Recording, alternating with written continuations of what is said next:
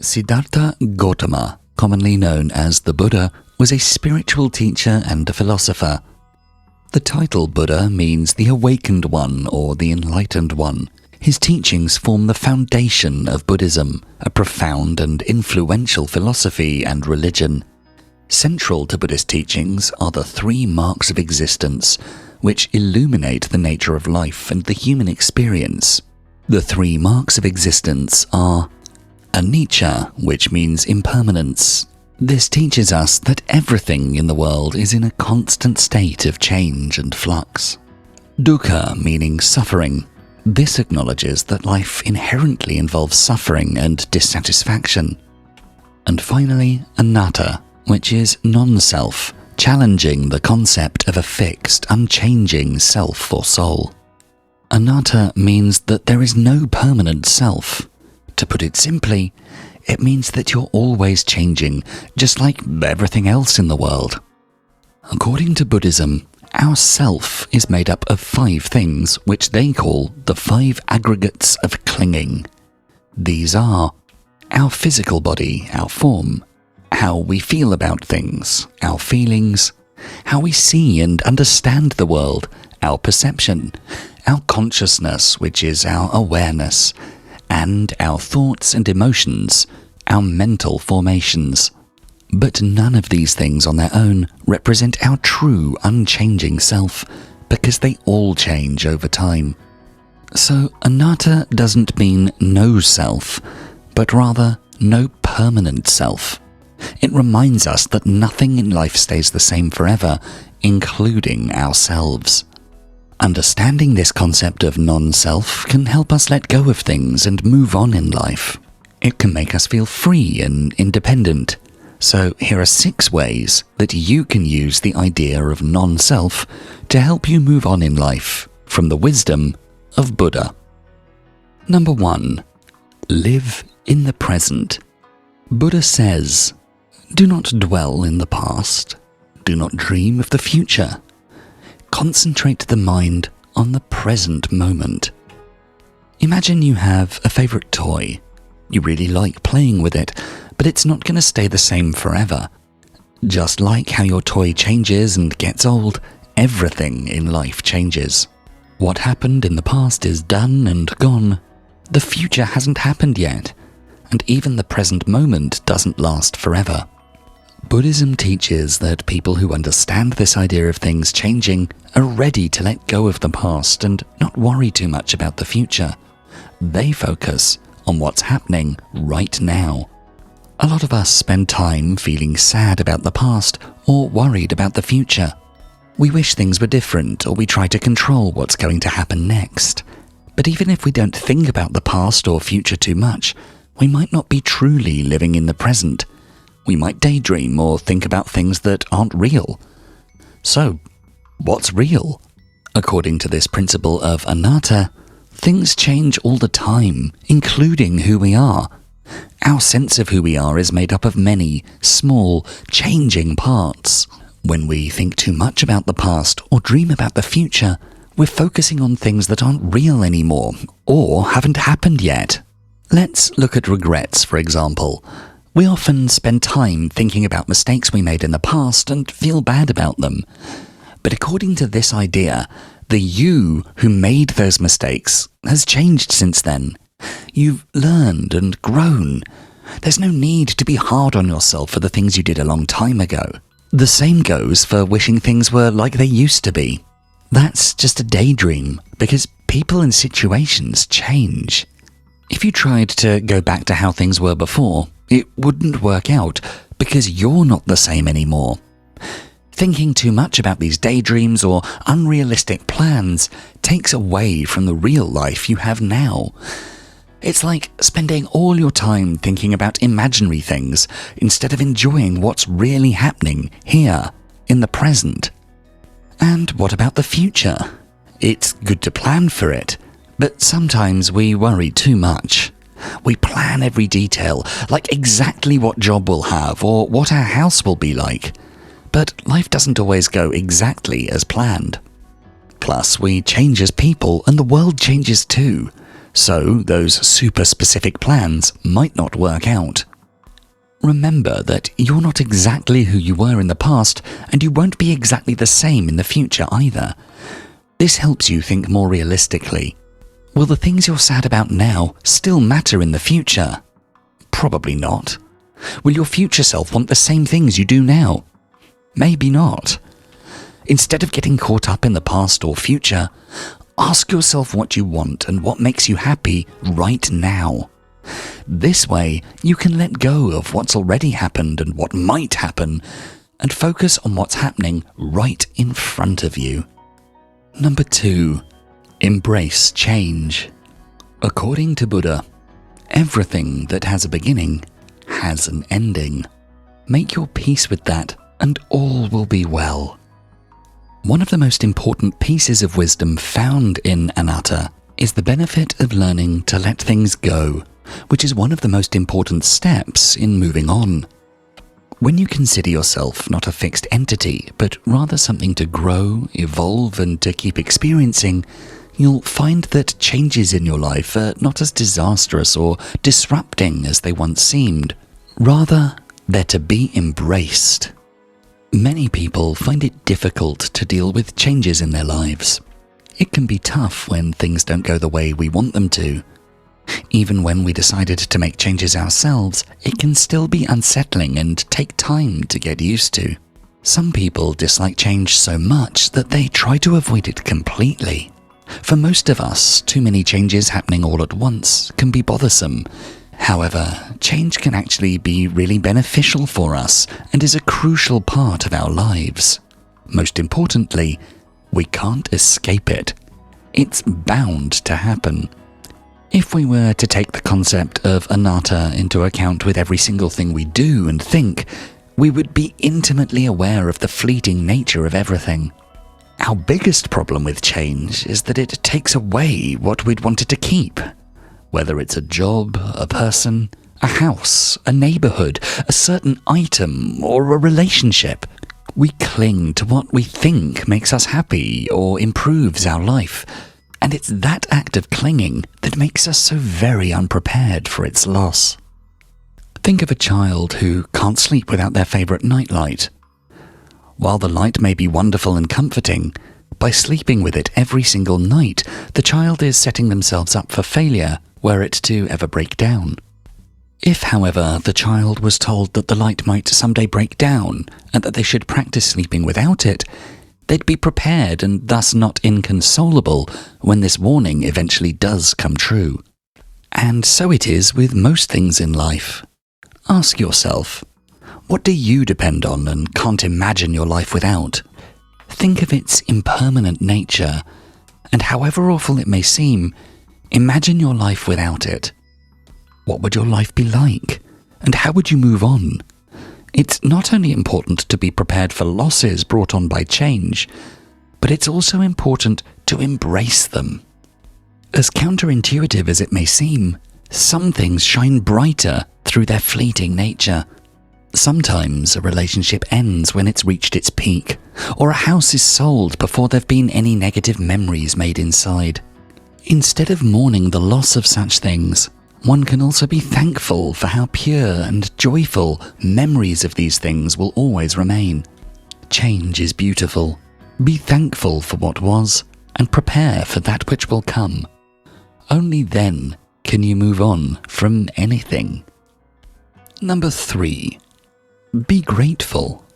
In the words of Buddha, let us rise up and be thankful. For if we didn't learn a lot, at least we learned a little. And if we didn't learn a little, at least we didn't get sick. And if we got sick, at least we didn't die. So, let us all be thankful. Buddhism teaches that people should focus on being good and not think only about themselves. Buddhists are not selfish. They find happiness in being happy for what they already have, and not always wanting more. Sometimes we act selfishly because we think we deserve things like rewards, because we're nice or helpful. But thinking like this can make us feel disappointed because we might not always get what we think we deserve. Also, we can't always trust our own feelings about what we deserve or what will make us happy. It's like our own subconscious is tricking ourselves. Buddhism teaches us that there's no fixed self. This means that our feelings and desires change all the time, so it's hard to say we truly deserve something. How can we want something so much when our future self might not even want it anymore? It's like filling up your third plate at an all-you-can-eat buffet. You think you want it right now, but there's a very strong chance that in just a few minutes' time, much of what you took will end up wasted. So, how can we want less and be happier? Well, it's as simple as being thankful for what we already have. When we're thankful, we start to feel good about the things we have, even the small things. This helps us not feel sad about things we lose or things we can't have, and instead helps us focus on what's good now and what will be good in the future. When we're thankful for what we have now, it's easier to let go of things and move on to the next thing in life. Number 4. Increase your confidence. Buddha considers that we are shaped by our thoughts. We become what we think. When the mind is pure, joy follows like a shadow that never leaves. One of the best ways to avoid lingering in the past is to be confident. If one is confident, they don't feel the need to cling to things. When they have themselves, they have enough. Many people think that in order to be confident, you must know yourself and what you have to offer intimately. However, with the concept of Anatta, there's no constant self to know. So how could Anatta make us anything but self-conscious? People have a tendency to forget that we are all works in progress. Our flaws aren't permanent. We can grow out of them or work on ourselves.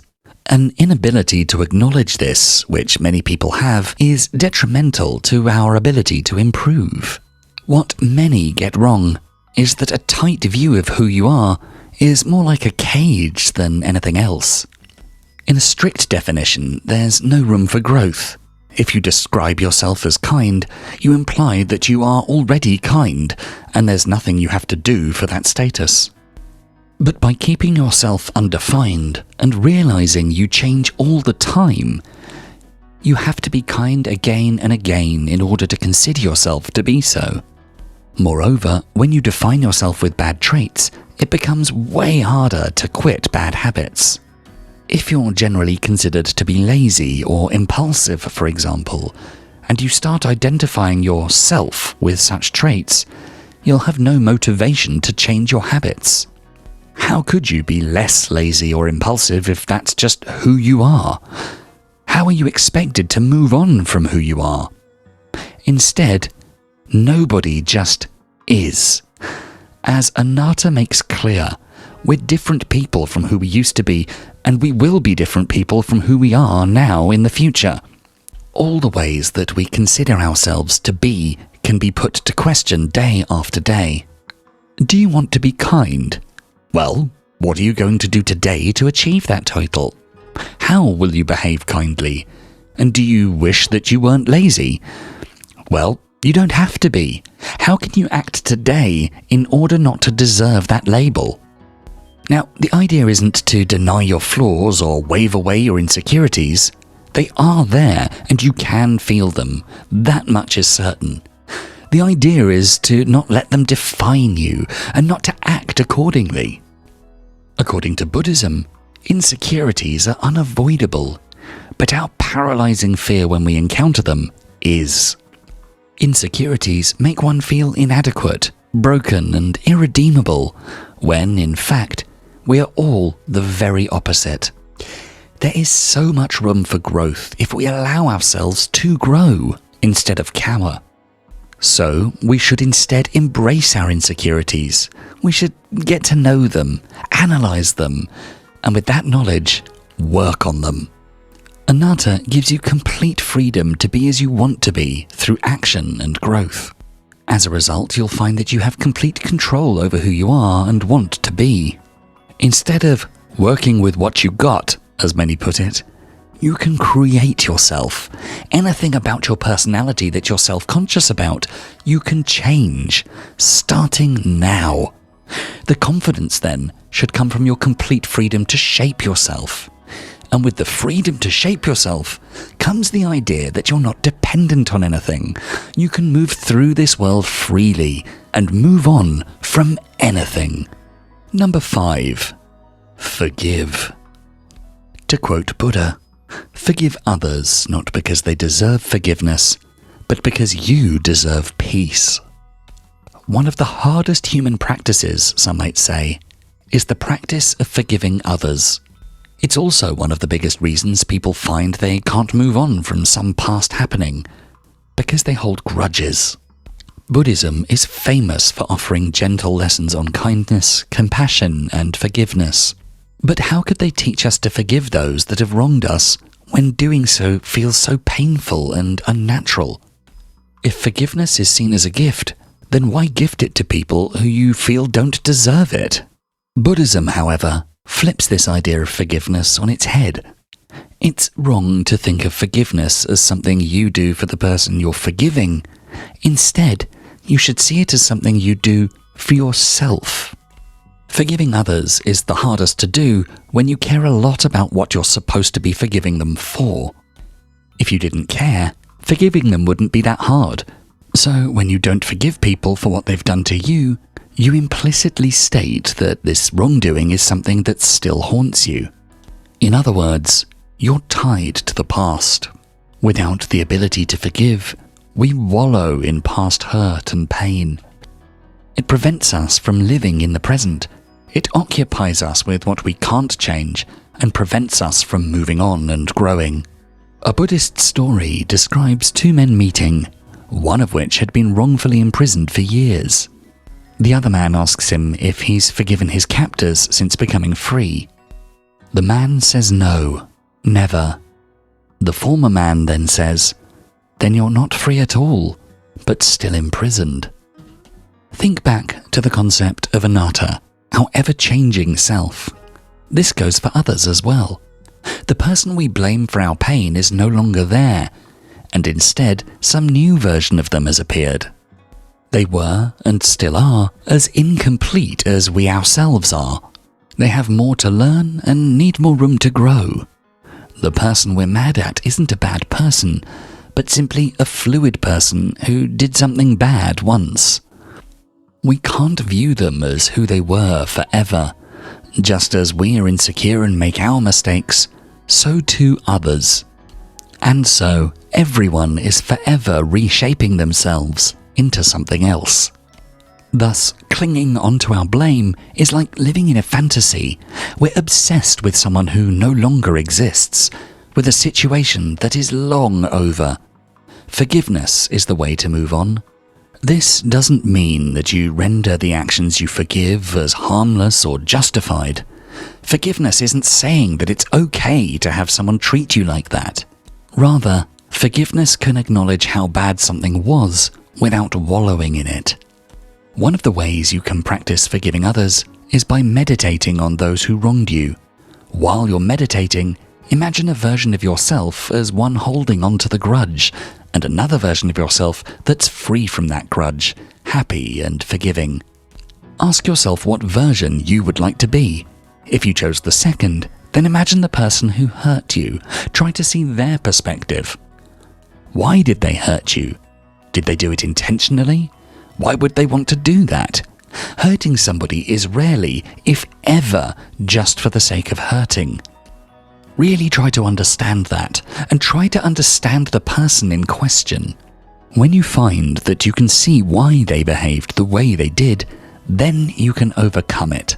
End the meditation with being thankful. Thank them for giving you this wonderful opportunity to grow. Because they hurt you and you overcame it, you've learned something new. Forgiveness isn't weak or naive. It's brave. It requires you to let go of the past and move on. And that requires effort and guts. Moreover, when you learn to forgive others, it becomes easier to forgive yourself as well. Forgiveness is like a muscle you train. The more you use it, the more effortless it becomes. Forgiving is essential to moving on, and moving on is essential to our growth and improvement. Number 6. Be compassionate. In our final quote from Buddha for this video, he says, "In compassion lies the world's true strength." To add to the point of forgiveness, there's a crucial point to be made about compassion in general. Compassion in Buddhism is also called karuna. Karuna is, literally said, the wish to free others from pain and suffering. You have to be able to notice others' suffering and be willing to help them recover from it. Contrary to popular belief, it's not enough to just recognize the suffering of others or to empathize. You must want to help too. True compassion is taking action. All of us have probably been compassionate or kind a few times, but it's not nearly as much as we could do, and also not close to what one should practice according to Buddhism. All too often we're preoccupied with our own troubles to notice those of others, and when we do, we feel too busy to be of help. So how could one be more compassionate? Try to think of every human being not just as a passenger or stranger, but as someone's child, parent or friend. Try to think of what you would like to happen if you were in another person's shoes. One of the best ways to learn how to do this is to meditate and use mindfulness.